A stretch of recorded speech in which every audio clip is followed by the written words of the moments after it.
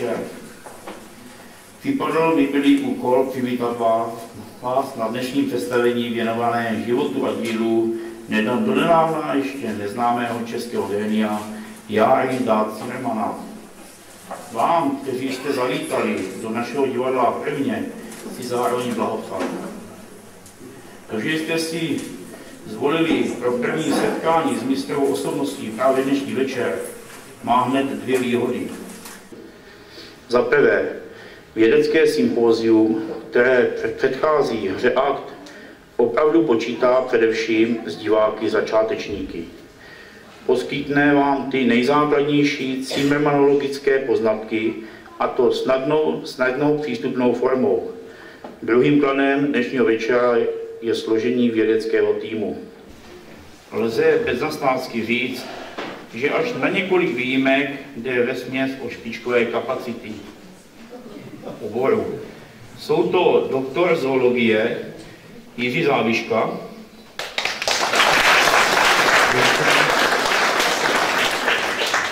znalec mistrova dramatického a vizuálního díla, docent Jan Schovanec, náš expert přes technickou část Cimrmanového odkazu inženýr Pavel Hladík a konečně profesor filozofie Jiří Prostoměrský. Omlouvá se doktor Hedvábný, objevitel Cimrmanovy pozůstalosti. Ten však požádal svého bratrance doktora Závišky, ostatně přímého účastníka objevu, aby jej zastoupil. Doktor Hoblinka Záviška, rozený vypravěč, je, myslím, náhradou přinejmenším rovnocennou. Prosím, pane doktore.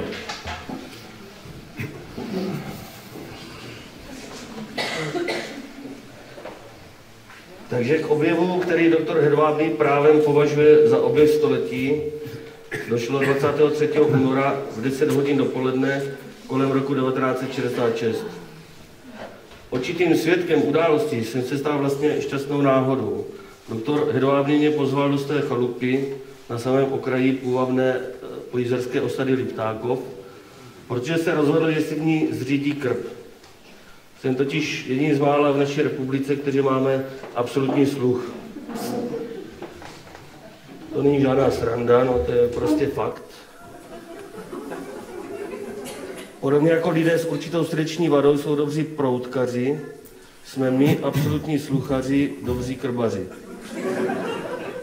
A tak jsem proklepáním zdí v bratrancově chalupě velmi brzy označil místo, kde by bylo nejlépe krb zbudovat. A přímo jsem doktoru Hedvábnému řekl, zde kopni, Evžene.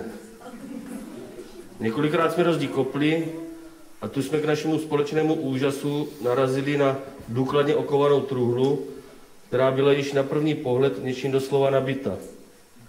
Protože se jednalo o bývalé území Sudet, trval doktor Hedvábný na tom, abychom přivolali pyrotechnika Šťáhlavského. Šťáhlavský se dostavil k obědu a když dojedl, pro jistotu vyhodil truhlu do povětří. Naštěstí má doktor Hedvábný neustále po ruce svůj oblíbený magnetofon Sonet Duo. Na nějž ten výbuch nahrál. Prosím o jeho spuštění.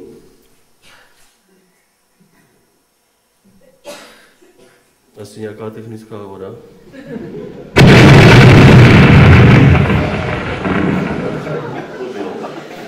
To je on, přátelé.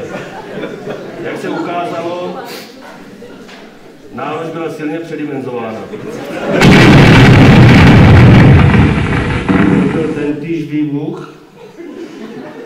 Nálož byla silně předimenzována. Děkuji.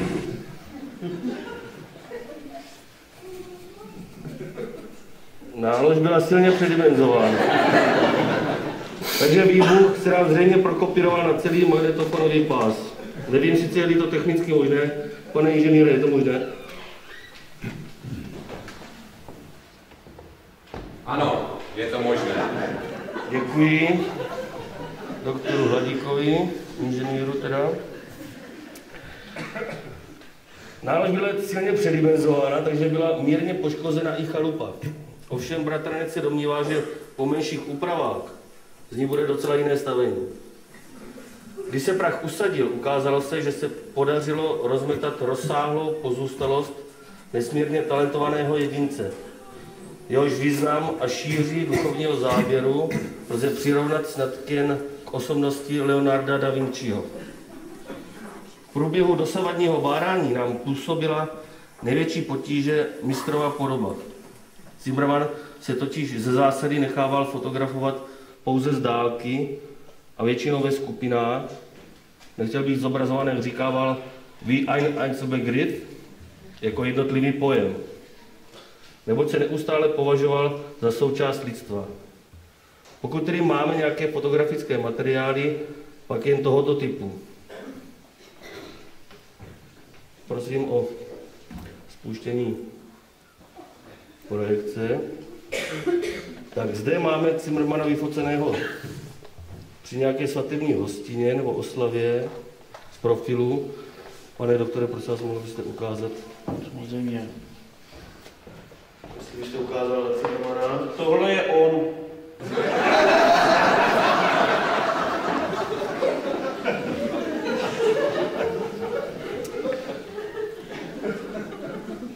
Máme ještě další snímek.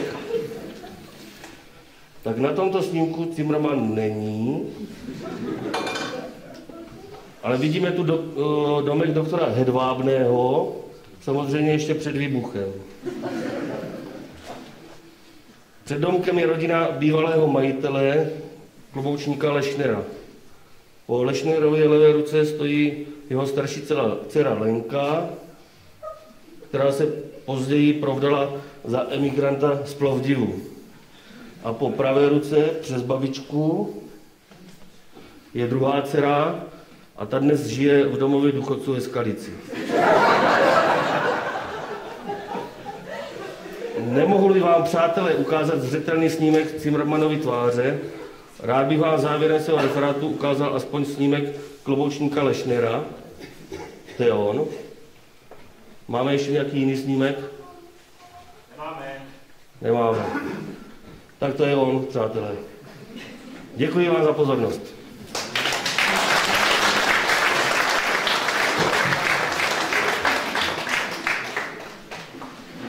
Podle našeho střímého odhadu se Jára Zimmermann narodil v mezidobí mezi lety 1854 až 1872, a to ve Vídni, jako syn krejčího Leopolda Zimmermanna a rakouské herečky Marlene Jelinkové.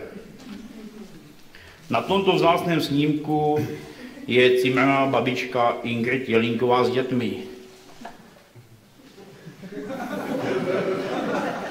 Jak koukám, babička se nám ztratila. No, je tam plot, možná skočila propírko, ale děti tam máme. Děvčátko vepředu je Marlene, pozdější matka Járy Zimmermanna. Zatímco první chlapec je Herbert Jelínek, později známý vídeňský ortoped, který se stal na sklonku svého života obětí lihoviny stejného jména. Prosím tě znalce mistrova díla dramatického, docenta Jana Schovance.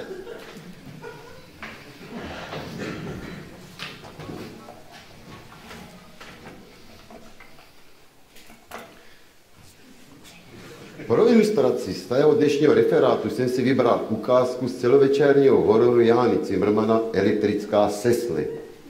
V době, kdy byla vědecko-technická revoluce ještě plenká, už Zimmermann tušil možnost zneužití technického pokroku proti člověku. Zhoubný vynález představuje v dramatu elektrická židle. Podle mistrova nákresu ji zrekonstruoval inženýr Pavel Hladík. Prosím snímek. To je on, prosím. Ano, to je pan inženýr, ale já bych chtěl snímek ty elektrické sesly. Není. No, bohužel, foto se nezachovalo, ale byla vyrobena podle vyprávění pamětníků. Já bych prosil ukázku hry nebo ukázku elektrické sesle. Pane inženýri, prosím.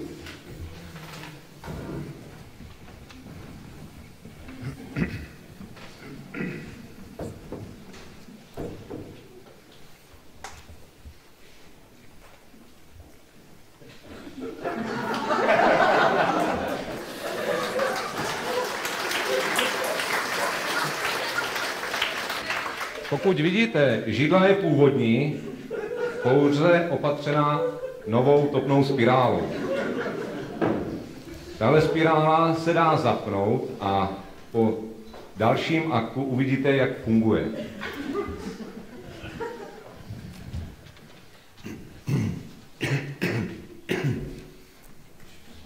Pane inženýri, hotovo, zapnuto.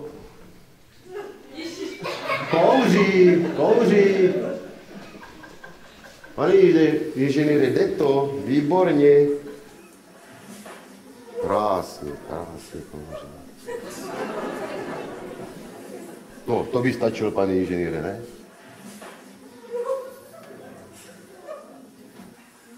Děkuji panu inženýru za jeho přednášku. Nyní k samotné ukázce ze hry Elektrická sesly.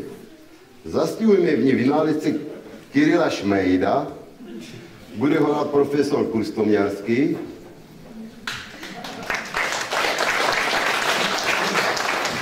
V okamžiku, kdy dokončí vynález elektrické židly a chystá se je vyzkoušet na svém krajčím Ernestu Liškovi.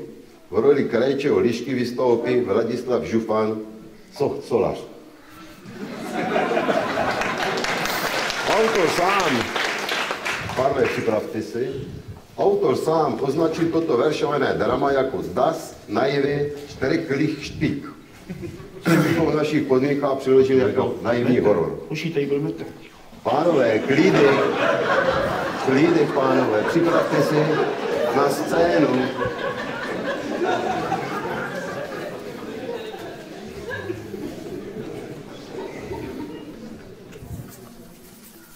Sesličku si nažhavíme, na lišku se připravíme, už aby tu sakra byl.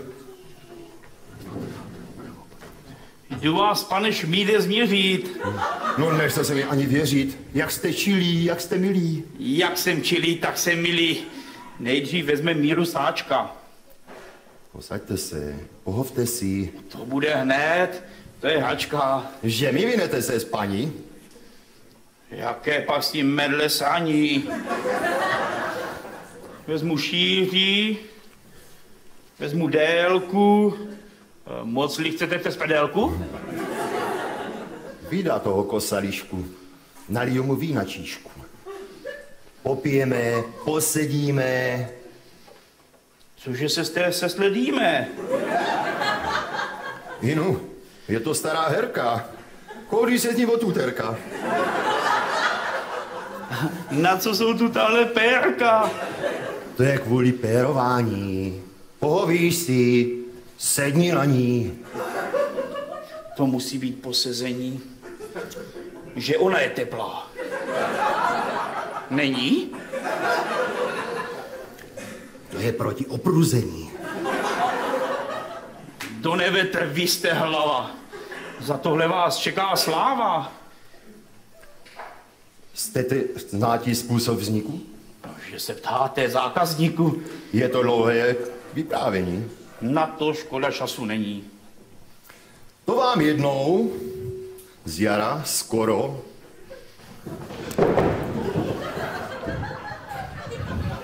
Jaká hrůza!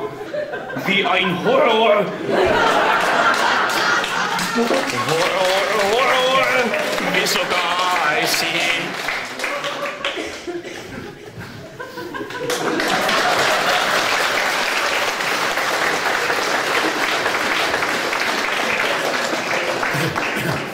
Já děkuji oběma pánů za to, že jako okotom nacvičili ukázku ve svém volném čase. Řada jiná inženýru Hladíkovi. Prosím pana inženýra, aby se ujal slova.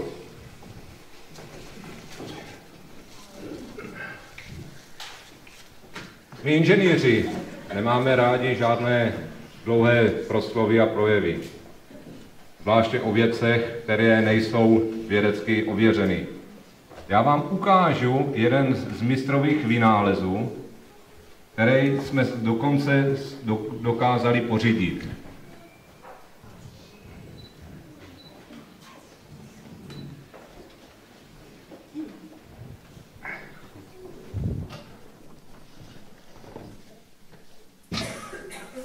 Jedná se o první český prototyp, který byl nazván elektrickou válkou. Tahle válka se skládá z nějakého takového, jak bych to nazval, vibrátoru, který když se zapne, sakra, před chvilkou mi to ještě šlo. Pane inženýre, tady máte svuk? A jo. Takhle by vám to nešlo.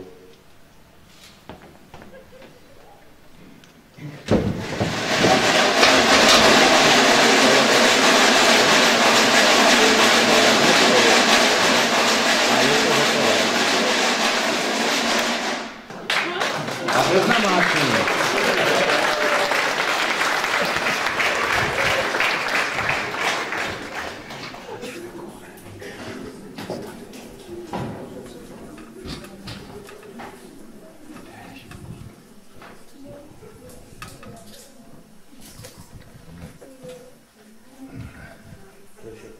To je všechno.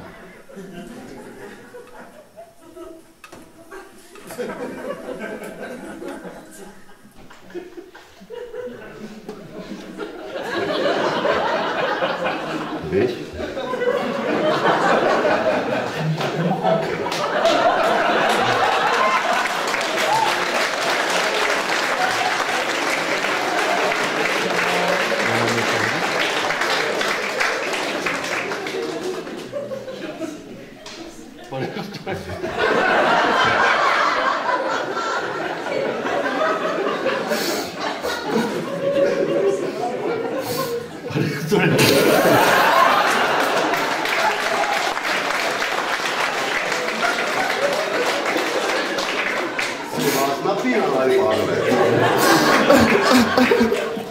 Díky příliš prudkému zákroku pyrotechnika Šťáhlavského při Liptávkovském oběhu musíme, pokud jde o Zimmermannovo dílo, mluvit bohužel o jeho doslovné zlomkovitosti. Rekonstrukce je dnes už zhola nemožná a profesor Trdílek na ní také dosud pracuje. Období, které nazýváme dynamickým, soustředoval se Zimmermann především na pohyb. Kdo se jen trochu vyzná v jeho názorech a seznámí se s nimi, tomu je zřejmé, že dnes tolik ceněný americký kinetik Frank Malina, mimochodem je to Čech, jo, abyste věděli, by bez Zimmermanna možná nebyl nikým jiným, rozhodně ne však Malinou. Právě Zimmermannův smysl pro pohyb, pro akci způsobuje, že se nad některými jeho pracemi ocitáme na rozpacích, kam jej zařadit, zda k dílu výtvarnému či dramatickému. Mám na mysli především Zimmermannův tolik diskutovaný projekt divadla bez herců. Herci měli být nahrazeni bednami. Bedny by byly postrkovány po scéně soustavou lan, bidel a pér. Pokusili jsme se o rekonstrukci etudy pro dvě kysny a škatulku, jak je nazvána v umělcově rukopisu. Má velice případný podtitul Put a stud. Prosím kolegy, aby připravili scénu a já zatím přečtu Zimmermannovou scénickou poznámku. Kysna pán a kysna dáma jdou zamyšlení po vídeňské Mariahilferstraße. Tu do sebe narazí. Pán se omlouvá, pozbivuje klobouk, dáma kysna se usměje a oba špacirují dále. Tu si však pán řekne, že by mohl využít srážky k seznámení. Rychlou kuzi se vrací za dámou. Put zvítězí nad studem. Prosím o ukázku.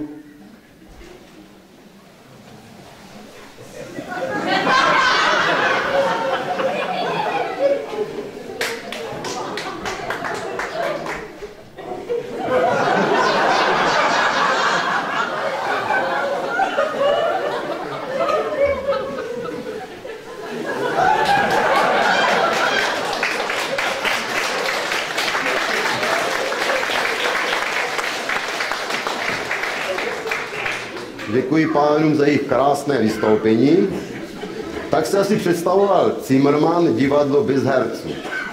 Velmi zajímavé, že jo?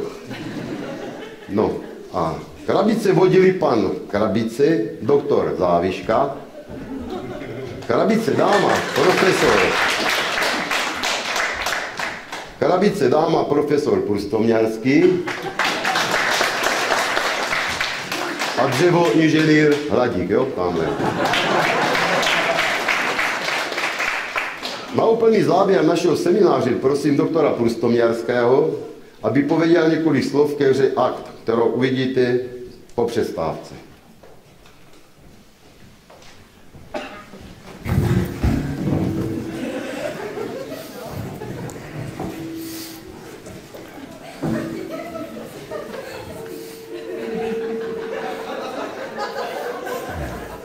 Milí přátelé, jak jste si možná přečetli v našem programu, byla hra Akt za Zimmermannova života provedena pouze jednou. A to při kolaudaci tanvalského hostince Labuť. Spíše než o premiéru šlo o katastrofu. Když tehdy Zimmermann z jeviště do zuřícího sálu volal, co v Tanvaldu zavrhováno, bude v Praze aplaudováno, tušil asi, že se sám svých ovací nedožije.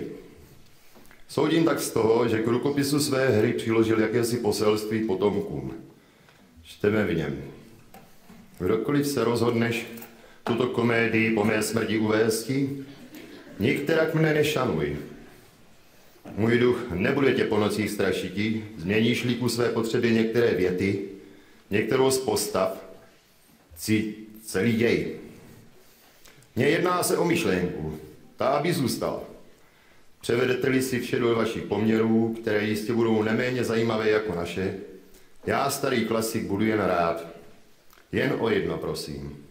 Aby se věci nechopil řídil, věřím, že ujme-li se mé hry nejlepší žijící spisovatel český, bude mít i úspěch. No tak, přátelé, rád jsem se té hry ujal. Jak si mistr přál, převedl jsem jeho komedii, pokud to jen šlo, do našich současných poměrů. Bylo to nutné. Původní text byl vlastně lokální satirou na poměry v Liptákově kolem roku 1913. Kritizoval takové nešvary, jako například plivání na podlahu ve veřejných místnostech, karban, hamižnost, zbabilost, přetvářku, uplácení, čemuž bychom dnes ani nerozuměli, že? Také jistou zemitost ve výrazech jsem musel utlumit. Bylo mi však líto nezachovat alespoň některé pasáže originálu. Na několika místech se proto Zimmermannův text samozřejmě organicky vynoří. Z mého, a vy to poznáte, protože je psán ve verších. Také písně jsou původní, ale rovněž choreografie vychází z Zimmermannovy taneční školy. Je to slavná choreografie 2 poskoků, nazvaná podle vídeňských tanečníků Eichmana a Hlavatého. Rovněž kulisy ke hře Akt jsou původní. Našli jsme je v kůželníku hostince Labuť, kde sloužili jako přepážka mezi prostorem pro rozběh a pánskými toaletami. Utrpěli s obou stran své, ale my přesto rádi hrajeme představení v nich, a to z kulečníkové strany. A nakonec si všimněte této prostřední židle.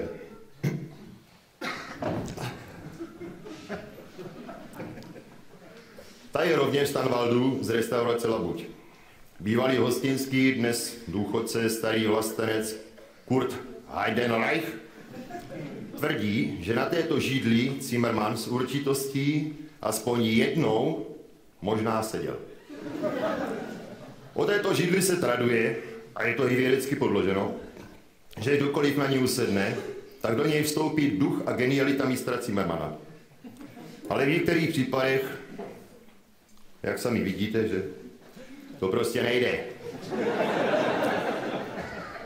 Podle našeho rozdělovníku na ní má dnes právo sedět docent Schovanec, ale stále mu na ní sedá profesor Záviška, že? Všichni jsme to viděli, no. Jménem všech kolegů, tak vám tedy děkuji za pozornost a těším se po přestávce. Nashledanou. Milí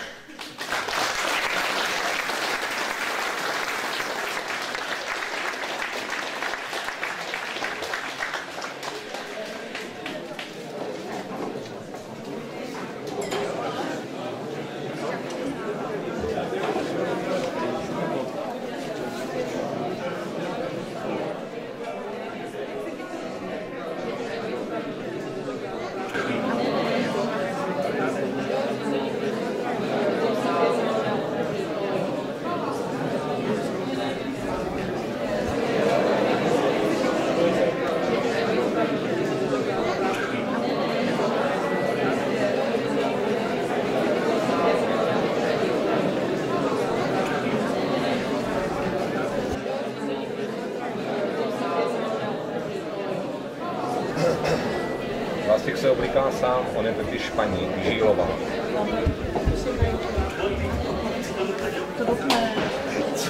Co se tě nelíbí?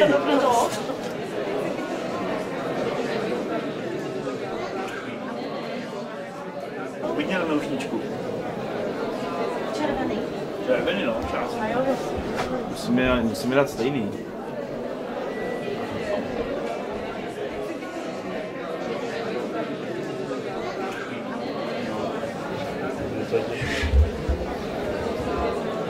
Máš to, protože ti ho spadne, pak já jsem ten konec.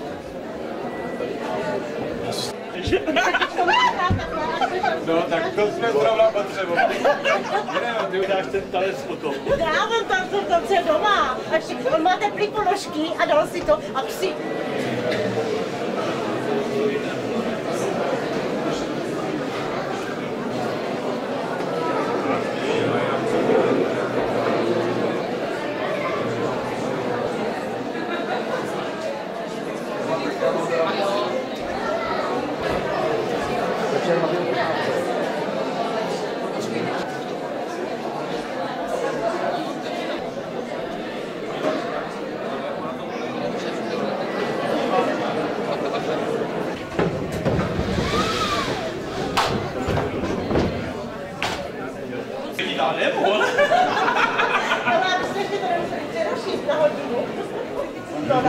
Na 20 minut. Ne. Hele, a co ten žbánek s tím vínem? To doneseš teprve, nebo to už tady bude? Na stole. Já všechno donesu.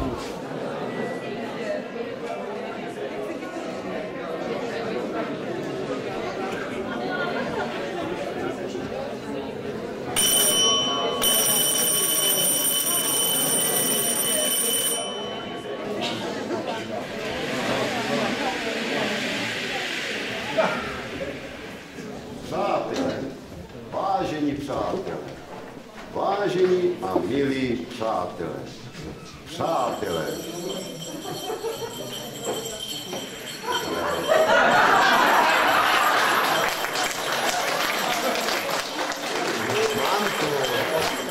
Mám to uklidnice. V životě neměla takový vztah. No a pomalu bude 7. Hlavně žádné ukvapenosti a všechno přesně tak, jak jsme si nacvičili. Usmívat se, mámko. No víc. A zpívat.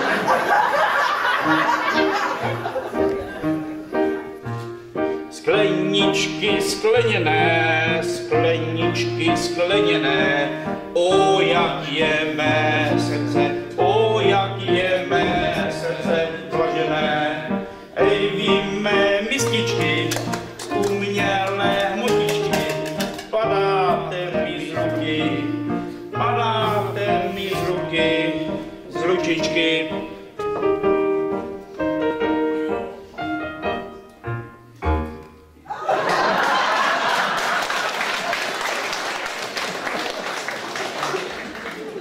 Co myslíš, taťko? Přijedou všichni? To nemůžu vědět. Přemýšlím, jak je mám oslovit. Pro začátek jim řeknu, přátelé třeba. Pak se uvidí. Řekni jim drazí, teďko. Drazí? No drazí. No, to by šlo. Drazí, jsem malíř. Lépe řečeno, byl jsem malíř. Mé nadání objevil učitel Čeněk, Janda Teďko. Ukáž, ať je po ruce. Taky bychom mohli zhasnout a dělat, že nejsme doma. Nic takového. Je to sice kruté, ale musí to být. Kolik mám přijíždí ten autobus? 7 hodin, taťko. To znamená, že kdo přijel autobusem? Už je tady. Mámko.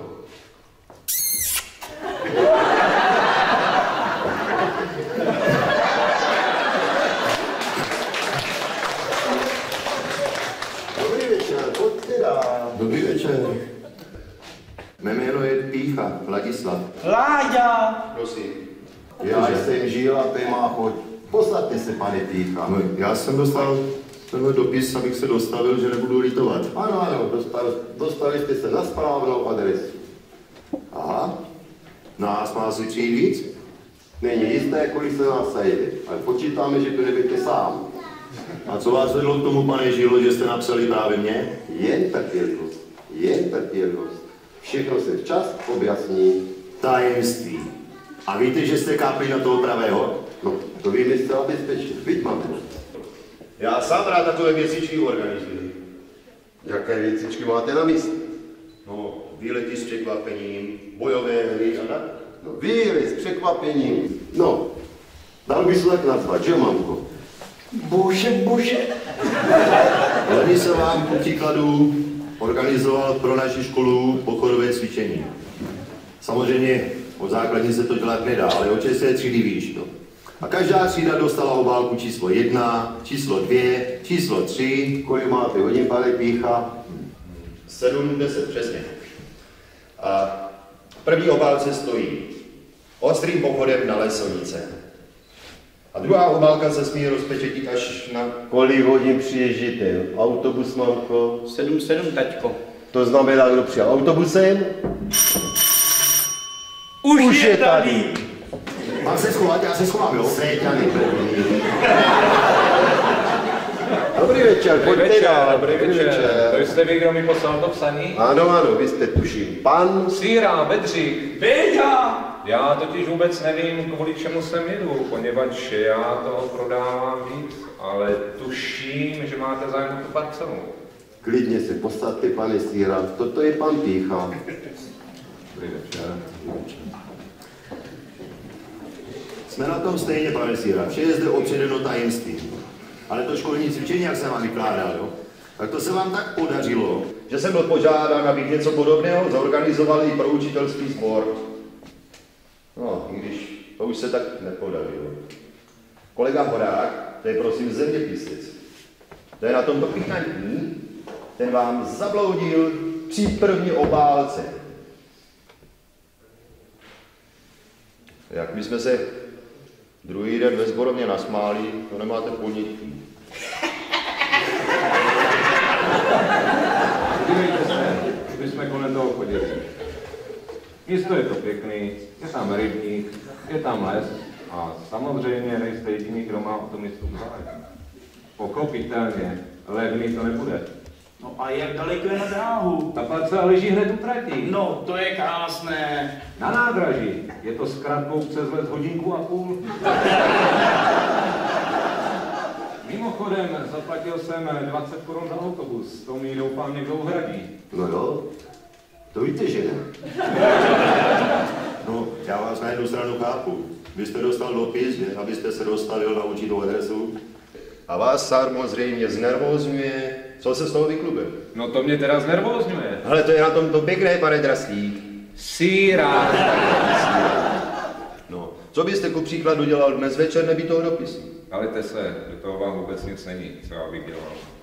Jestli chcete cement, seženu cement. Pokud vám jde o krytinu, bude krytina, ale v tomhletom já musím mít jasno. Já bych ku příkladu teďkom koupal děti. No mám děti rád, že? Samozřejmě, jinak bych si nevybral učitelské povolání. No, ačkoliv. Po celodenní vyučování je to někdy na člověka moc, no. To vám někdy ujedou nervy. A když vám to koupat 3 děti po sobě a když vám to té vaničce tak břeští a piští, ne? Tak já šup hlavičku pod vodičku. A je klid. Ale teda, ne, že by se utopili, že? Ale napijou se. No, pánko, kolik přiježdí ten parník? 27, taťko. To znamená, kdo přijel parníkem? Už je tady.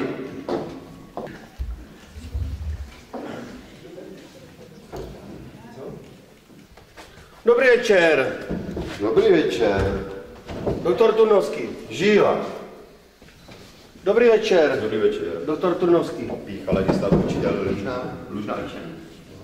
Dobrý večer, doktor Turnovský. No Žíla. Aha, panínka. Dobrý večer, doktor Turnovský. Žílová.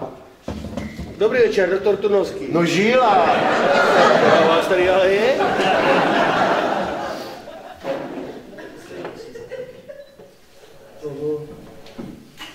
pro tyhle ty případy mám naštěstí pohodlnostní kusy. Víte, v dnešní době toho opravdu moc. Když dovolíte, pane doktore. Děkuji, děkuji. Víte, já když jsem bez sestry, jsem jak bez ruky.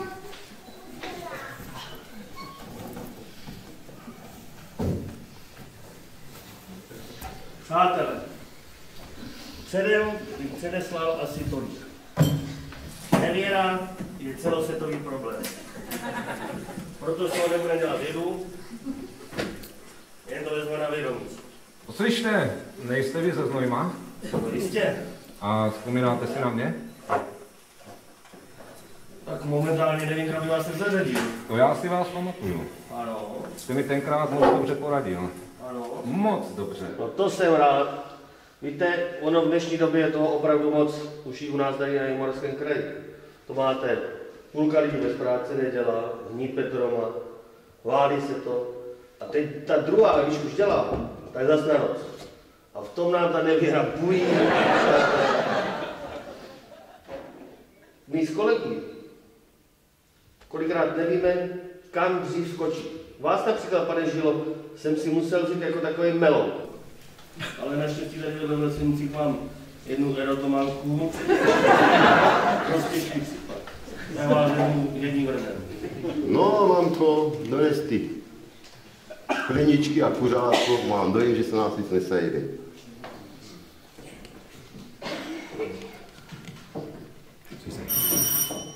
Já tušila, že přijdou všichni.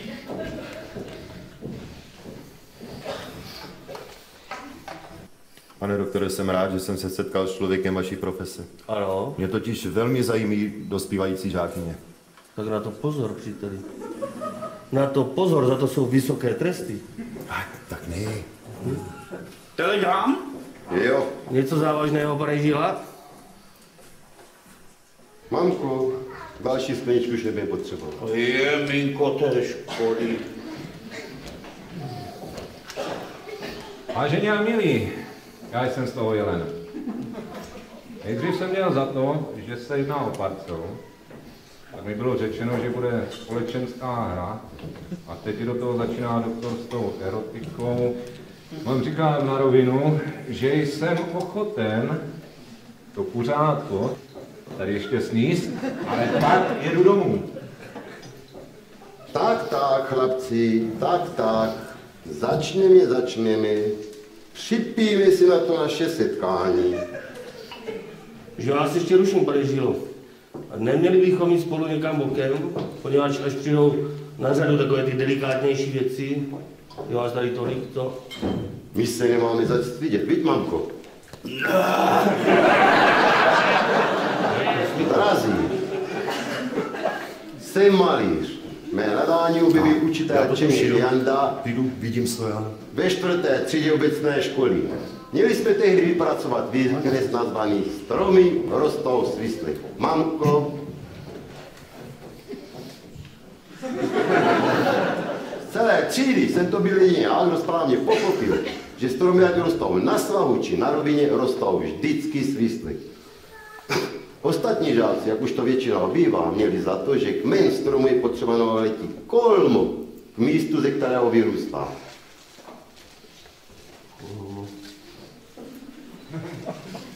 Máte, pane doktore, poznačeno? Dovedete si představit, jaký myšmaš z toho vznikl? Stromy se navzájem a přes sebe křížily, vypadalo to jak povětrné smršť. Ostatní mám to výkry svého souseda Kunce, na kterém je to jasně vidět. Mamko, Kunc!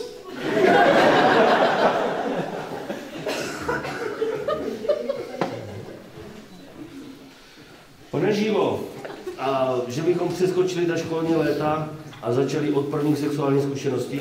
nic nebudu přeskakovat. Vystudoval jsem moji vlily u profesora Sudovského a přišel čas absolventské výstavy mého ročníku. Mě tam vyslal tehdy jeden akt. A to bude asi, Se jednou ta sedět. Ten akt se nezachoval, lépe řečeno někdo koupil a já nevím kdo. Ale přece se něco nezachovalo. Článek kritika Wintera rozhledy. Mamko, Žilova síla je bezesporu faktů. Razance a vášeň tahují štětcem v jediném tak různým aktu, který vystavil, jsou prostě famózní. Koho by to nepozbudilo, chlapci? Síla, chlapci, odvaha, chlapci, vášeň, mládí. Chlapci. Ale no tak chlapci.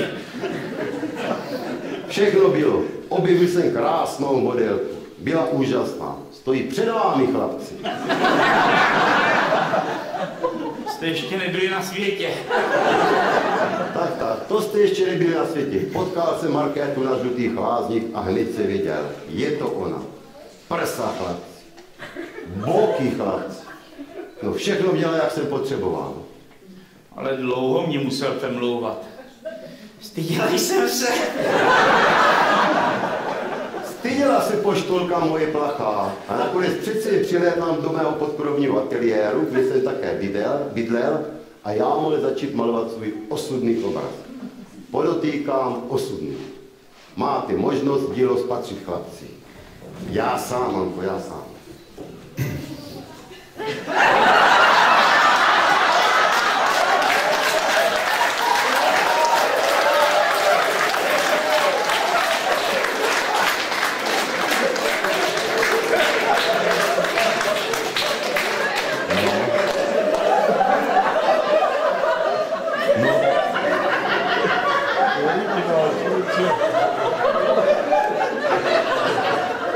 Nejsem sice odborník, pane Žílo, mám češtinu a dějepis, ale to je obraz.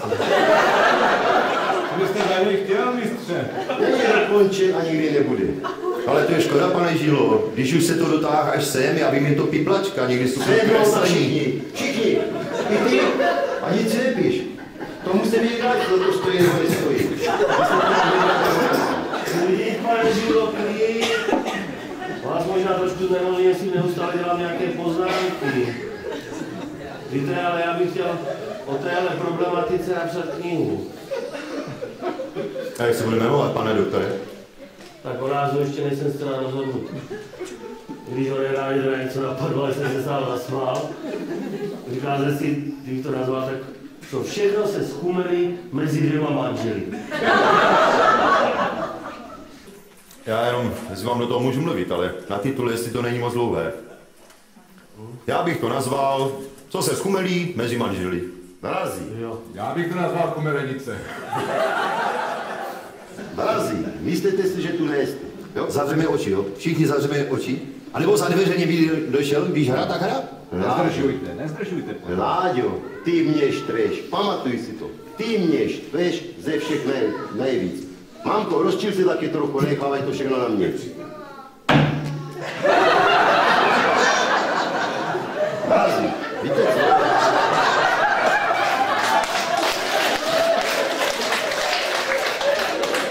Narazí, víte co? Myslíte si, že tu nejste.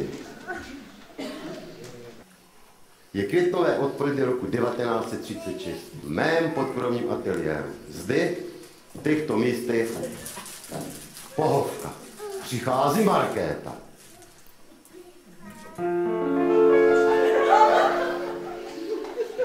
Dobrý den, pane malíři.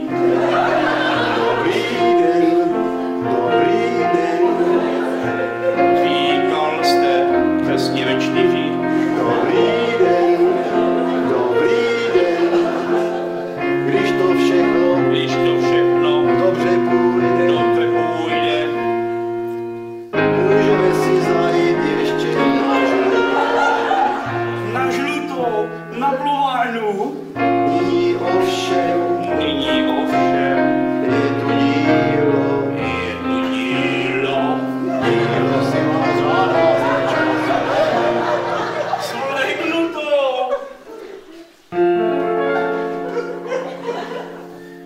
na žlutou,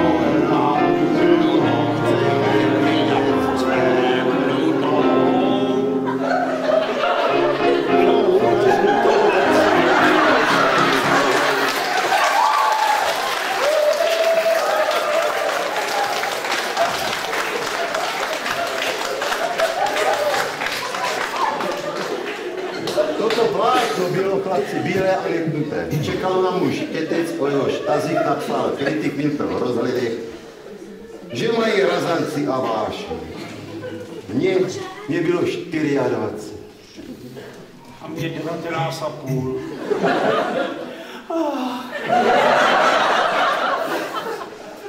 Říká vám to něco, chlapci? Říká vám to něco? Cítíte to se mnou? Já to cítím. Nebývalý teplý květen, téměř dusno a pod okny žalují černí kosové. Dokázal jsem nakreslit jen konturu hlavy. Markéto! Žílo! Vypadá jak a světa. To bylo jen pouhé přání. Byla jsem lidička Markéta.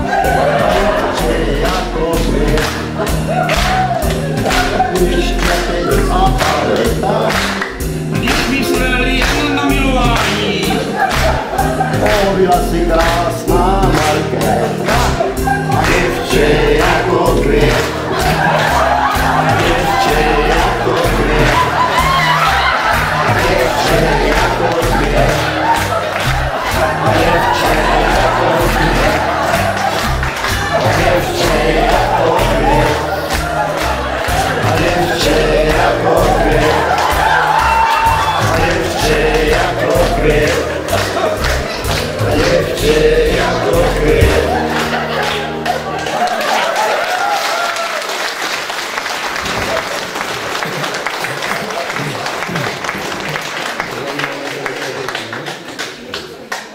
Máte nádherný tanečník. Ty pohyby. To tělo, to je úplně. No, tak se snažím ty ládí. To je dobrý.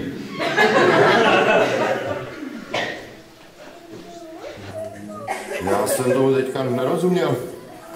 Jaká byla ta pointa, pane Žílo? Právě si teďka mázovně předvedl, jak došlo k tomu, že seš vůbec na světě ládí. Dobrý, dobrý.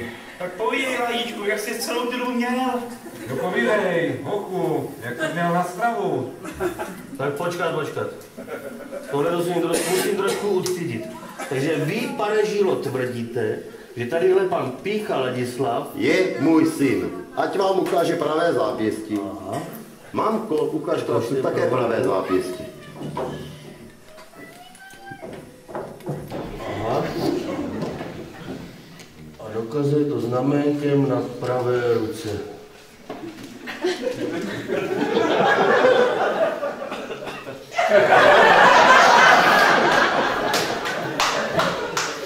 A víte, že je to možné? Přiznává. Vyrůstal jsem v rodině prostého železničáře Píchy. A jak se k tobě chovali, neubližovali ti?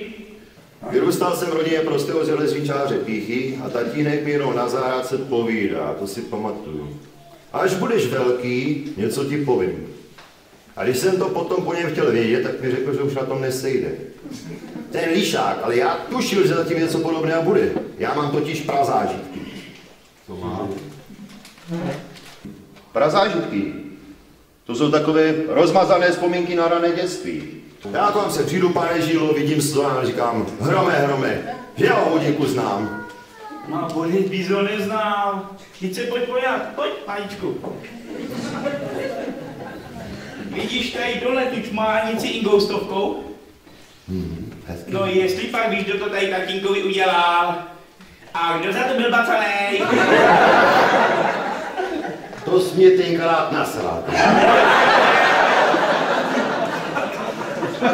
Ty jsi mi šel vůbec na nervy. No jak to uteklo, dneska je kluk učitele. No, říkal jsi, že máš nějaké děti. 3. A jak se jmenujou? Bába chuděra ani neví, jak se ty chuděry jmenujou.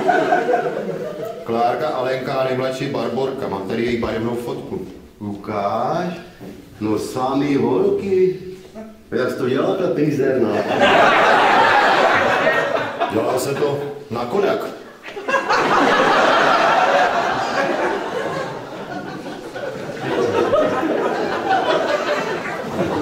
No a co je, že jste byl učitel? Vystudoval jsem pedagogickou školu. Jo? Můj tatínek, pane Žitnila, chtěl, přesně řečeno, pan Pícha tatínku chtěl, aby byl ze mě učitel. No vidíš to, to bych do tebe nikdy neřekl. Ty jsi byl takovej. Manko, jak on vlastně byl? Takový typy to mělej. Jo. Ty se plán do 4 let posrával, člověk. Ne a ne se naučí chodit na ročí. Ty jsi měl plný kalhoty. Po 20 dní musel vyměnit plný. No, nazdar. A to já vím, to mi nemusíte říkat. Víte, co já jsem kvůli tomu zkusil ve škole? Ale ve druhé, ne, ve 3. třídě, jako již mutné. Naučil jsem se to zadržet. Ale to mi řekněte, jak se mohlo stát, že jsem se vám takhle zaběhl. Na všechno se dostali chlapci. Tak tedy modelka otěhotněla. Já jsem si ještě mnohokrát pokoušel pokračovat práci na obraze, ale pokaždé tím s výsledkem, který jsem vám tu demonstroval. Nebylo by souzeno malovat nahé ženské tělo, neboť jakmile se mě spatřil, zhoubný démon mi vyrval palitu až četně z ruky a já začal běstit. To bylo hrozný. Tomu se říká zvýšená erotická aktivita. Já znám tohleto. Erotika, erotika, proč se nás tak moc netýká? Oč by bylo méně bolu kolem kamen, kolem stolu? Oč by bylo více síly pro sekiry, dláta pily, pro lopaty, pro motiky, nebýti té erotiky.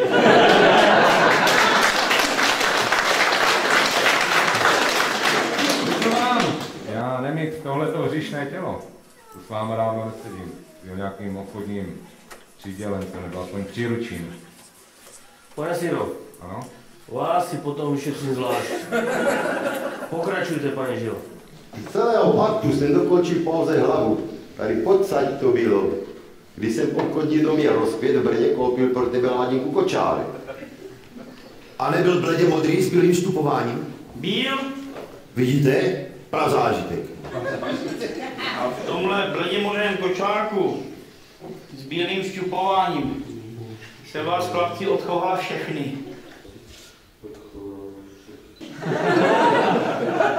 Všechny? To jako nás všechny?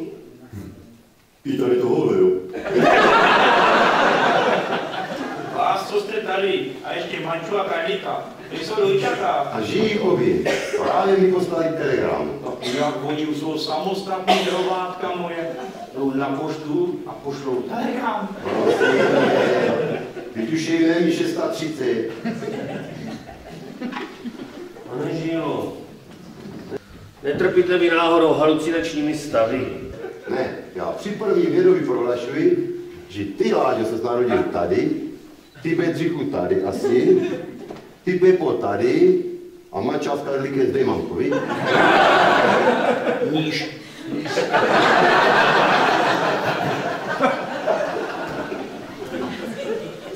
Pane Žilo, poslouchejte mě dobře. My sexuologové máme takovou jednu zdravou zásadu. Ničemu se nedivit. Poněvadž jinak bychom z údivu ani nevyšli, jo. Ale ve vašem případě mi teda dovolte výjimku. Tak jsem se nepodivil ani nepamatuju.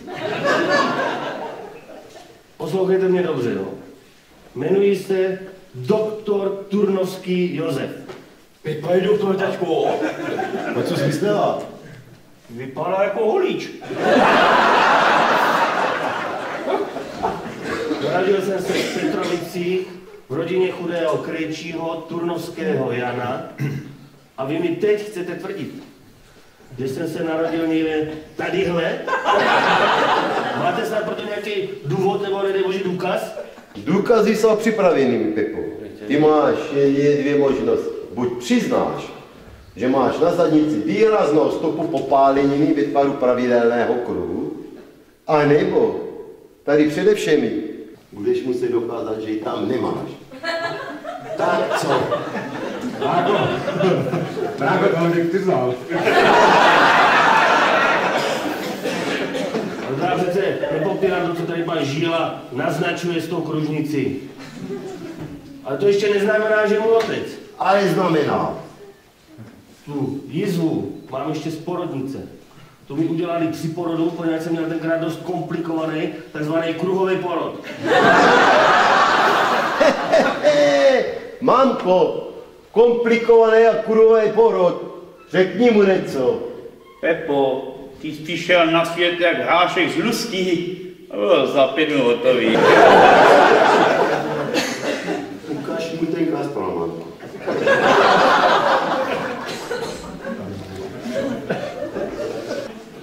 Stál na vařiči, když je mamka uřívala škubánky. Můžeš se ho zkusit, milý Pepo. A protože stál vařič na podlaze, ty si se zase nakastroval v domění, že je to noční.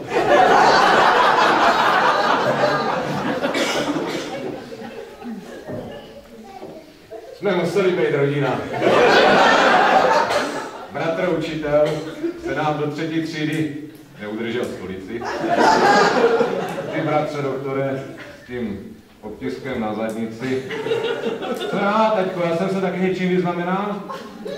Ty jsi věčně lízal stěny. Vypadalo tu u nás, jako když navrhne zeď. To bylo nedostatkem vápníků. Hovno nedostatkem vápníků. Vápníky si u nás nešetřilo. Lumpárna to byla. A dvojčata se navzájem škrtili. Škrtila.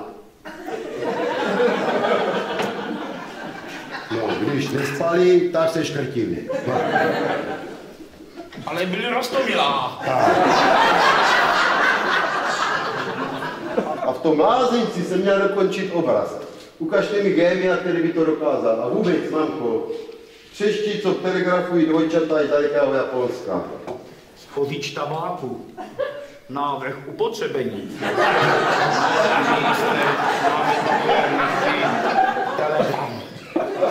Přijímáme vaši nabídku, avšak vrátíme se do vlasti až za 2 měsíce.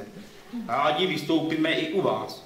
Produkce pod širým nebem nutno zajistit návštěvu alespoň 300 osob. Jinak se nerentuje stavba konstrukce. V úctě duo Carlos, provozolezci na laně bez záchranné sítě. A co s tím? No manča s Karlíkem, ne? Carlos Manchos! Bez záchranné sociální sítě. To by měla vzít naše familie pořádně do ruky. V první řadě plakáty. Duo Carlos. Červeně.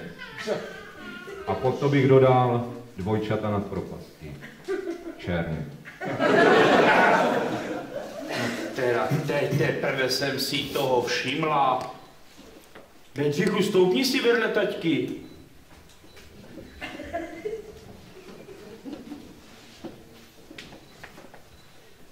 Vidíte to? Co, paní Žilová? Ta podoba.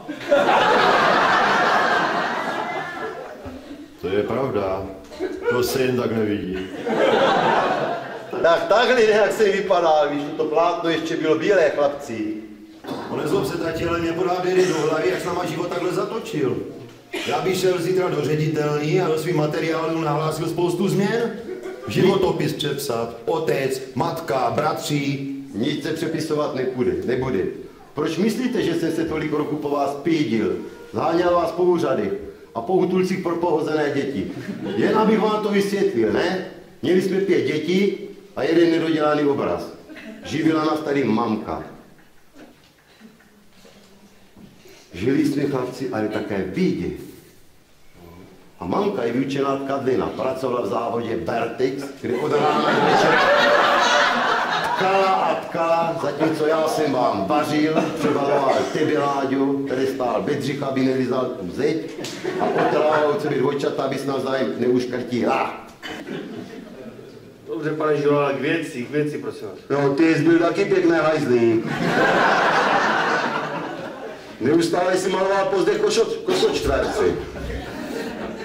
To je naprosto běžná chlapecká pubertální záliba. No prosím.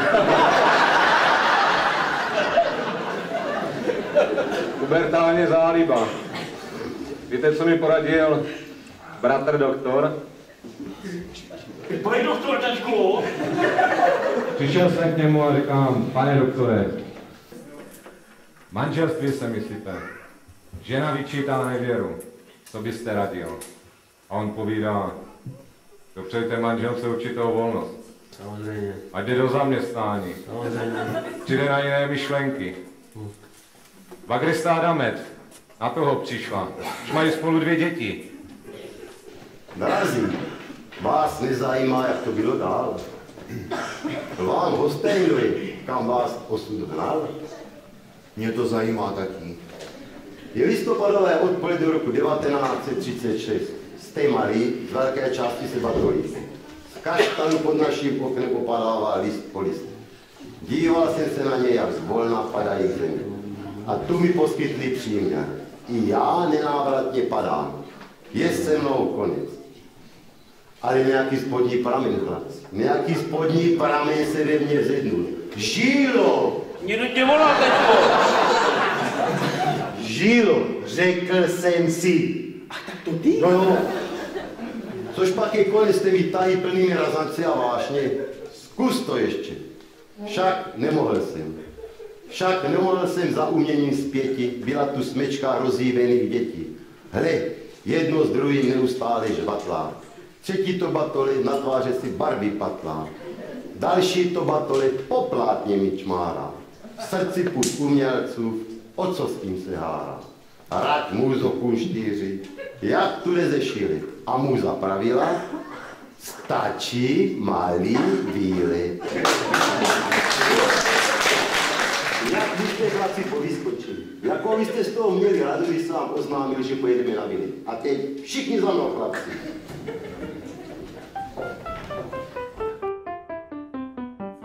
Obsadej se, dobrdej se, pojedeme vláčkem. Přes ty lesy váčkem, motoráčkem. Renudlíka pro karlíka, Pepo, se mání. Takhle je to probíhání, takhle je to pání. Gina drát, to se pěkně patolíme. Gina drát, pěkně nám to je.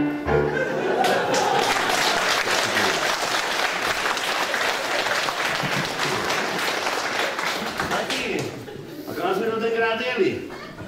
Každý jinam. Jako orli jste se rozletěli z rodného hnízda do všech stran. Tebe, Láďo, tobě se koupil jízdenku do Ostravy. Tobě, Bedřichu, a ty jste snad ten výlet těšil ze všech nejvíc.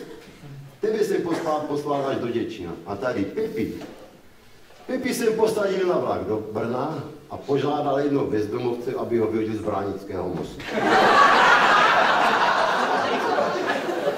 A dvojčata byla tu zem malé. Tak jsem je posadil na autobus a poslal do Vidrovic. To jsem udělal. To jsem udělal, chlapci. Tak co bude? Nestojí vám starý tata za pár slov? Pane Žilo, byl jste někdy trestán? Tak budete.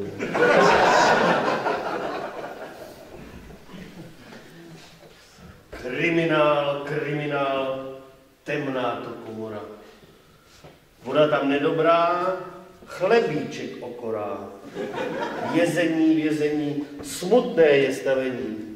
Na pryčně dubové, špatné je ležení. To je neuvěřitelný. By klidně udal vlastního tátu. Bedřichu, povinností rodičů přece není jenom děti plodit, ale jeho výchova včetně hmotného zabezpečení. A zákon nám to jasně říká. Kdo neplní povinnosti výživného, bude trestán sazbou od 2 do 3 let. No vidíš, jak to znáš. Tak jsem taky 3krát seděl, kamaráde. Ale já jenom nechápu zatím, jak jsi to mohl udělat. Já prostě žasnu. Bylo to v afektu. To je jedno, kde to bylo. Já to odsuzuju. Ty to odsuzuješ? Kdo on tady vykládal jako opa dětičky, no kdo? To vykládal. Šup hlavičku pod vodičku. To je něco jiného. To máš pravdu. Ale řekl jsem si, než být na vás zlý a krutý, tak vás radši pustím do světa. Však ona vás ta lidská společnost nedá za ninou. Vidíte a nedala. To se ví, že ne. Kolikrát já si myslel, že se nesmátořím. A vždycky na poslední chvíli se něco našlo. Jako ty balónky. No mě by spíš zajímalo, promiň Bedřichu, mě by spíš zajímalo, co tady mamka. 5 dětí zmizelo. To vám nebylo nápadné, když jste se vrátila z práce domů, že někdo chybí? Proč jste to nešla hlásit? Ale já jsem to šla hlásit! Klid, mamko, klid, já sám. Ukaž chlapcům čelo. Dobře si prohlédněte, chlapci. Co tam vidíte? Takové jakoby čtverečky. Tak, a teď se pojďte na tohle. Co tam vidíte? Takové jakoby čtverečky. To je ovšem jasná brachiální agresivita tohle. Cože? Teď to je obyčejná palička na maso. Vedl jsem úder tak, aby mamka ztratila paměť. Normálně se mi řachl. Teďka byl hrozný.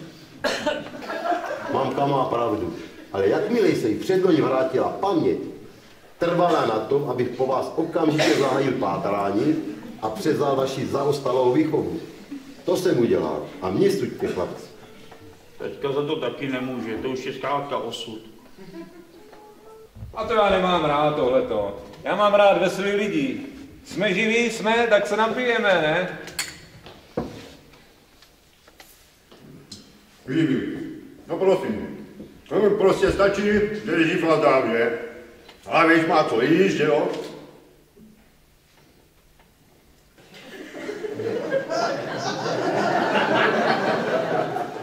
A to si bez říknu neuvědomuješ? To z tebe mohla být, kdyby byl vychován řádnými rodiči? No, co třeba? No, kdybys byl vychován řádnými rodiči, tak si dneska mohla být ku příkladu. No, to ne. No, to ne. Abo aspoň. Že jo?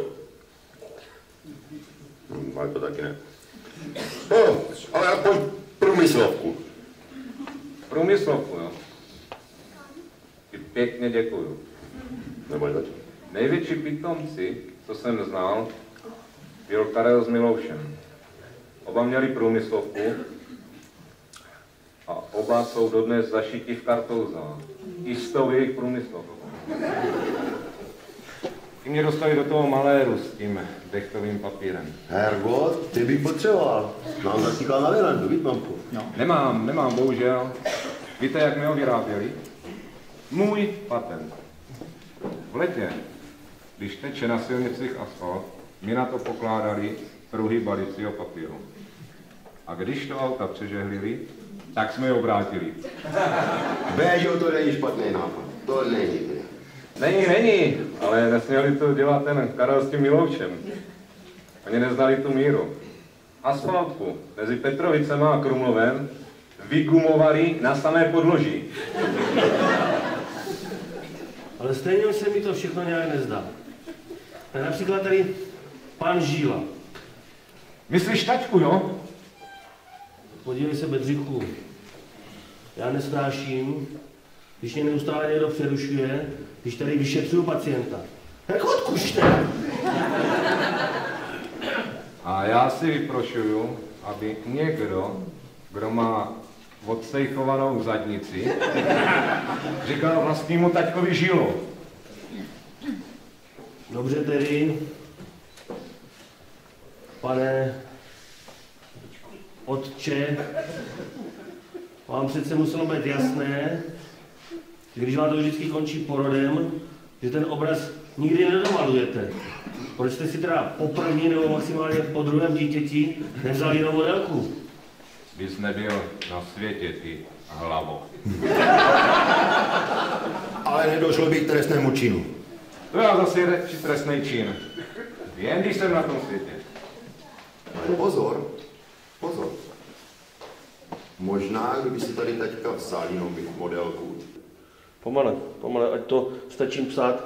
tak možná by tady Pepa přišel taky na svět. Když pravděpodobně by to byl úplně jiný Pepa. Jistě.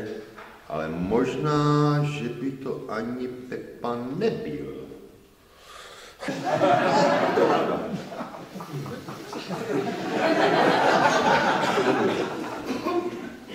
No Pepo, jak se stal na tu jinou modelku, tak ti musí říct, že taťka chtěl, ale já jsem nechtěla. Tak to byla už jen základní chyba. Co pak by jí maloval? Zas byl popat ten démon. Mamka má pravdu. Byl jsem hrozný, ale dnes už nade mnou démon nemá takovou moc jak před léty.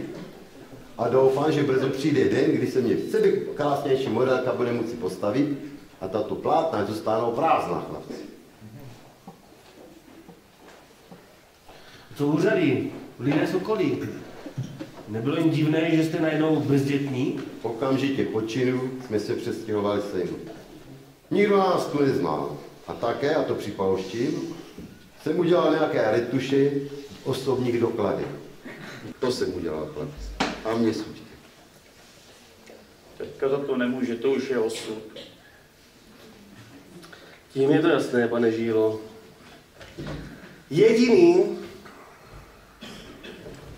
kdo vás toho může vysekat, je schopný psychiatr. Ještě jsem si svozal tohleto vyšetřovací kladívko. Poslouchejte mě dobře a mluvte ve vlastním zájmu pravdu. Nemáte vy někdy pocit, že jste někdo jiný? Třeba, že jste svůj vlastní dvojník. Ne? Že je to tak.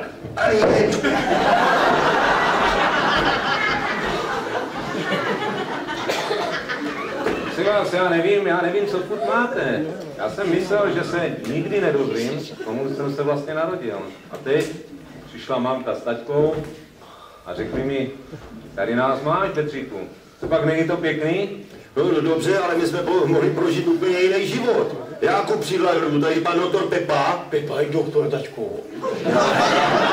Bezíku, ty se tváříš, že by se tě to netýkalo, ale tebe se to možná týká daleko víc než nás. Daleko víc než nás. Víc.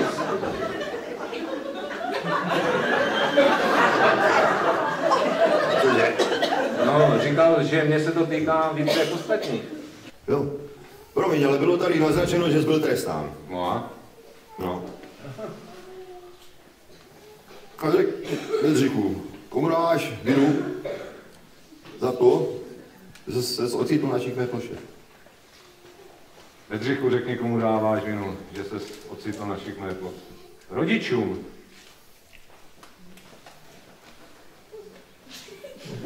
Nevím, co znalostí. Víc.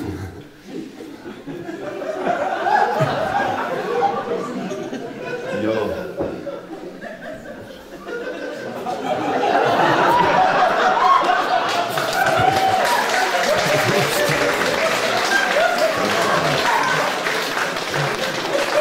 Když připomínáš jednu učitelku z dětského domova, a měla taky takovou trvalou. Trvalou. No vidíš, to mi napovídá, že jsi vyrůstal v dětských domovech. No. Vidíte, co jste způsobili? Vyrůstal v dětských domovech. Jim poděkuji, Bedřichu. Děkuji.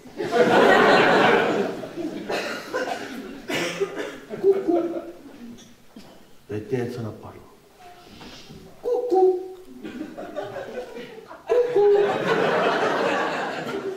Pane Žílo, nemáte vy pocit někdy, že jste ptát?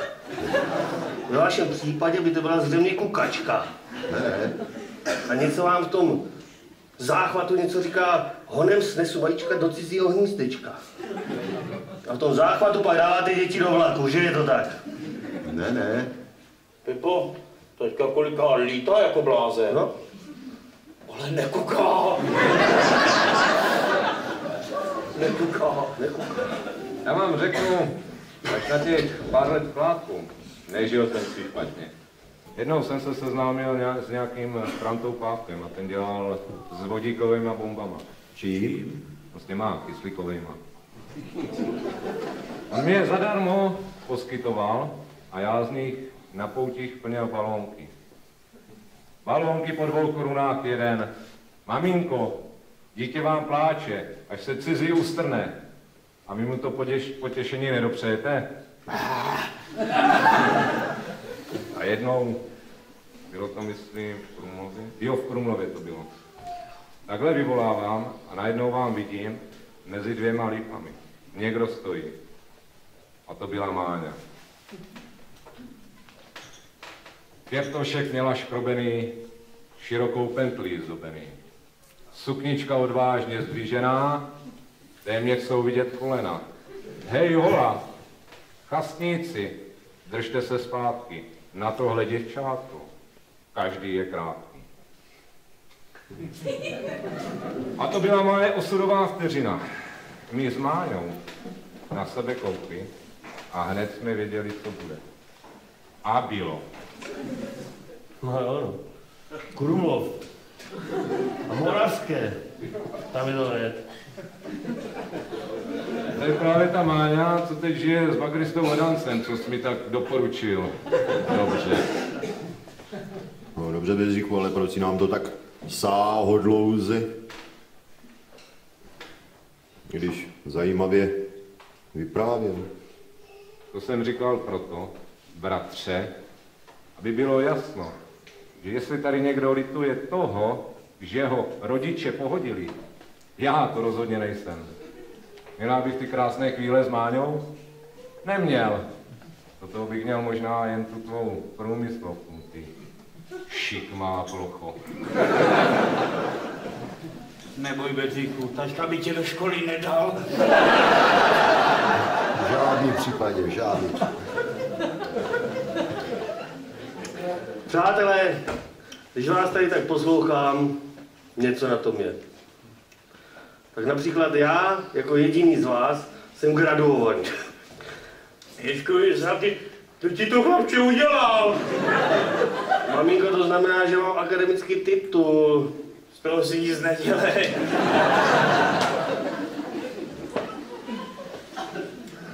Je sice smutné, že se o svých vlastních rodičích člověk dozvídá až na stará kolena, ale... Mám se zout? Ne. Logicky vzato mohl bych v podmínkách této svérázné rodiny pomyšlet na studium medicíny? Nemohl. Takže já vlastně panu Žilovi musím poděkovat nejen za to, že mě splodil. Rád jsem ti dělal, chlapče. Ale i za to, že mě pohodil. Taťko, kdyby něco, zakukej, hodíme to na tu kukačku a já už je nějak z toho vysekal. To je dobře. No vidíš, bratře, takhle se mi líbíš. Důležité je, že jsme na tom světě, to je důležité. Mimochodem, nedal bys mi adresu na tu erotomanku, co ti dneska jdeš? No, nemá se to. Ale tak bráchový, ne. Co chcete dál? Ale vyměnil se adresy, budou se dopisovat. To má být.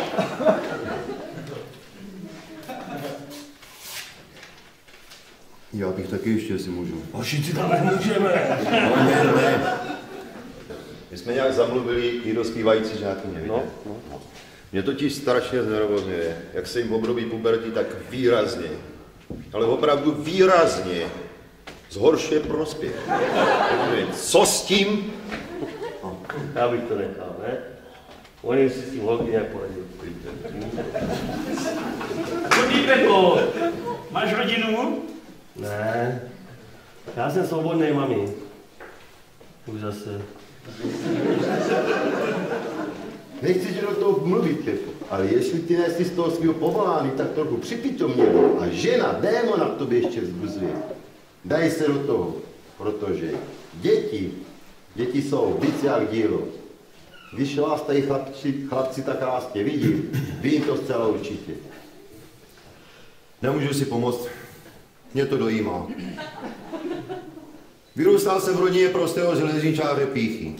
A je to můj otec, to mi nemůžeš mít za zlé taky. Řekl jsem něco takového? Já pana Píchu pěkně pozdravuji. Děkuji, taťko, já to taťkovi vyřídím. Ale když si tak představím, že bych v tom vývodě vlastně běžel úplně jinou pěšinkou, že bych nešel to naší uličkou v Lišanech, že bych někde jel rozpíčky. Ty poslouchej, co to je rozpičky? Co je to rozpičky? Co je to? To jsou buchty se švestkama, dělá se to z obyčejného těsta. Je pravdou, možná na té druhé pěšince by byly některé věci lepší, že? Po příkladu bych poznal jinou manželku. A když si tak představíš, že bys měl jiné děti než Klárku, Ale to smrdí. Tak si říkám, Smrdí, že jo? Je něco příšernýho. Ráďo, ty jsi zase posral. Já to necítím, ale rybu. No nezlob se, tatí, mně se to stává jenom říci. Mně se to stává jenom, když jsem dojat, no. A co bych vám to neřekl, no tak... Já jsem se vám jednou na školní oslavě tak... dojal? Že museli vyklidit tělocvičnu.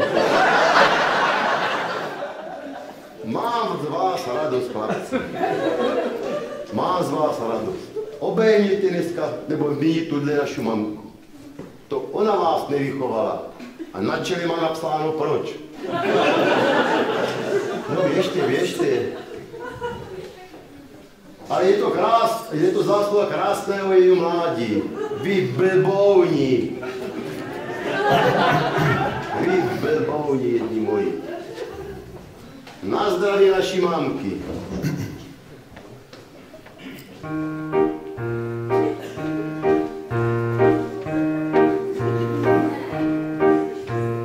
Skleničky skleněné, Skleničky skleněné, o jak je mé srdce, o jak je tvé srdce, blažené, dej mi mé mističky, z umělé vodičky, už mi nepadáte, už ji nepadáte, z ručičky, z ručičky. Na zdraví naší mamky.